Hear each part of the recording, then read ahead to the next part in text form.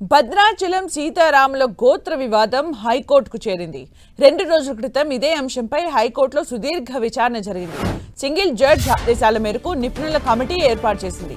నివేదిక రికార్డుల్లో తదితర అంశాలన్నీ పరిశీలించకుండా ఆదేశాలు ఇవ్వలేమన్న న్యాయస్థానం ఇదే అంశంపై ఇవాళ మరోసారి విచారణ చేపట్టనుంది. ఒక వర్గం దశరథ రాముడని, మరో వర్గం రామనారాయణుడని వాదిస్తున్నాయి. దశరథ పుత్రుడు కాదని, రామనారాయణుడని గోత్రం ప్రవరణలను మార్చి చదువుతున్నారని పండితులు 2 వర్గాలుగా విడిపోయి వాదనలు తెలుపుతున్నారు. భద్రాద్రి రాములోరి క్షేత్రంలో దశాబ్ద కాలంగా వివాదం కొనసాగుతోంది. సీతారామచంద్ర స్వామి తిరు కళ్యాణ బ్రహ్మోత్సవాలు సమీపిస్తున్న తరుణంలో ప్రతిసారి ఈ చర్చ తెర మీదకు వస్తుంది.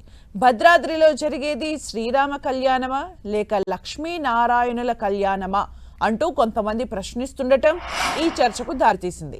భద్రాచలంలో వెలిసిన స్వామివారు చతుర్భుజాలతో శంకు చక్రాలను ధరించి ఉండటం ఈ చర్చకు ప్రధాన కారణం. ఇందులో 2 వాదనలు వినిపిస్తున్నాయి. ఒకటి, స్వామివారు సాక్షాత్తు శ్రీరాముడని, వైకుంఠం నుండి గజేంద్ర మోక్షం కోసం వచ్చారని భక్తులు విశ్వసిస్తుంటారు.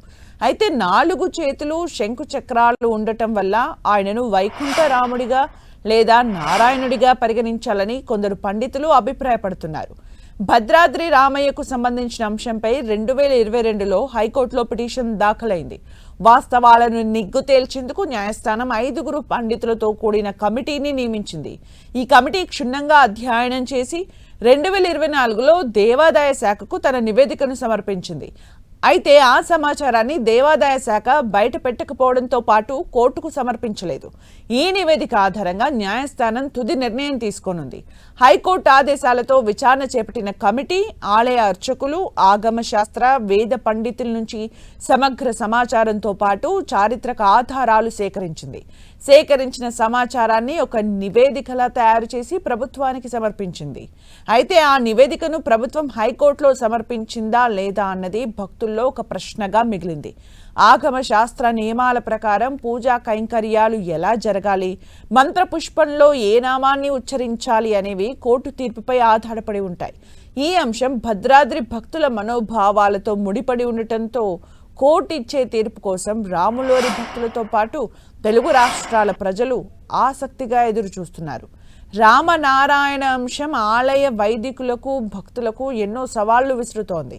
భద్రాచలం శ్రీ సీతారామచంద్ర స్వామి వారి ఆలయంలో నిర్వహించే కళ్యాణోత్సవంలో రామనారాయణ అనే మాటను వైదిక బృందం ఉపయోగిస్తోంది. కొన్ని వర్గాలు దీన్ని తప్పుపడుతున్నాయి. కొన్నేళ్లుగా ఈ వివాదాల తాకిడి రాజుకుంటూనే ఉండగా తమదే సరైన పద్ధతి అని ఇరు పక్షాలు చెప్పుకుంటున్నాయి. అంతేకాకుండా తెలంగాణ రాముడి వైభవం తగ్గించేందుకు జరుగుతున్న కుట్రలో భాగంగానే రామనారాయణ వివాదాన్ని తెర మీదకు తీసుకొస్తున్నారనే ఒక వాదన కూడా ఉంది. ఏళ్లు గడుస్తున్నా రామయ్య అవతార వివాదం కొలిక్కి రావడం లేదు. కమిటీ తేల్చిన నిజాలేంటి? నివేదికను ప్రభుత్వం కోర్టుకు ఎప్పుడు సమర్పిస్తుంది? ఒకవేళ నివేదిక సమర్పించినా కోర్టు తీర్పు ఎలా ఉండబోతుంది అనే ఉత్కంఠతో భక్తులు ఎదురు చూస్తున్నారు.